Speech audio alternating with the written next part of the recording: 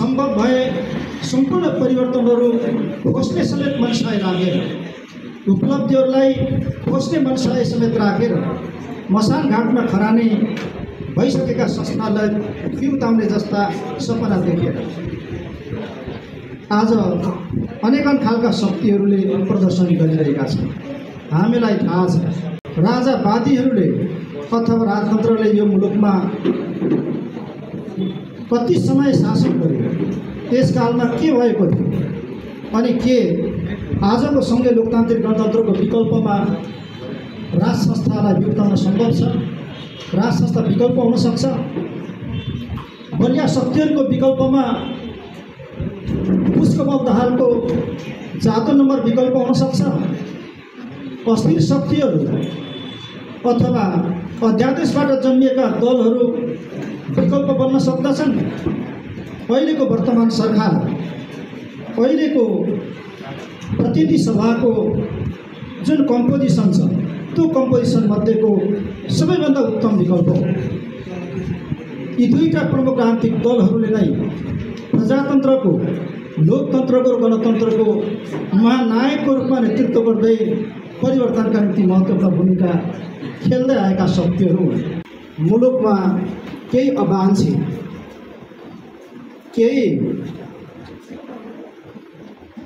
गलत तत्त्वहरूले, खास गरेर प्रतिगामी शक्तिहरूले, अस्थिर शक्तिहरूले, अराजक शक्तिहरूले केही गतिविधिहरू गर्न थालेको, केही हरकतहरू गर्न थालेको र हाम्रा उपलब्धिहरूमाथि धावा बोलिरहेको, सङ्घीय लोकतान्त्रिक गणतन्त्रमाथि प्रश्न उठाइरहेको सन्दर्भलाई हामीले गम्भीरतापूर्वक लिए।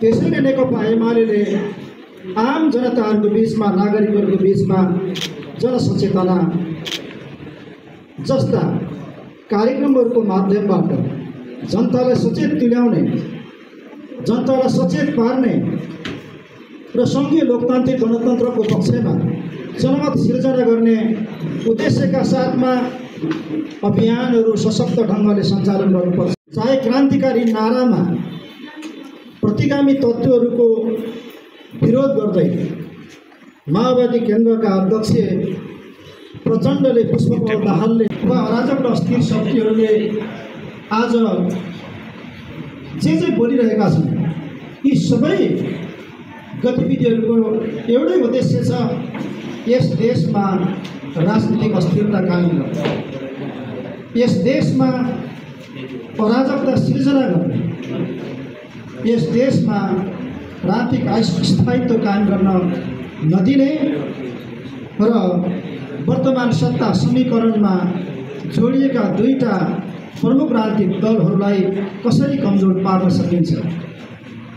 मिसन 84 को लक्ष्य तय गरेर अगाडि बढ्दै गर्दा नेकपा एमाले त्यो लक्ष्य पुरा हुन नदिनको निम्ति के गर्न सकिन्छ बोल्नु भनेको र यो सत्ता समीकरणलाई भत्काउनु भनेको फेरि पनि यस देशमा प्रतिगामी शक्तिहरूलाई प्रोत्साहित गर्नु हो, मलजल गर्नु हो, अराजक शक्तिहरूलाई मलजल गर्नु हो, अस्थिर शक्तिहरूलाई मलजल गर्नु हो र नेपालमा राजनीतिक अस्थिरता कायम गरेर नेपाल राष्ट्रलाई कमजोर पार्ने कुरा हो।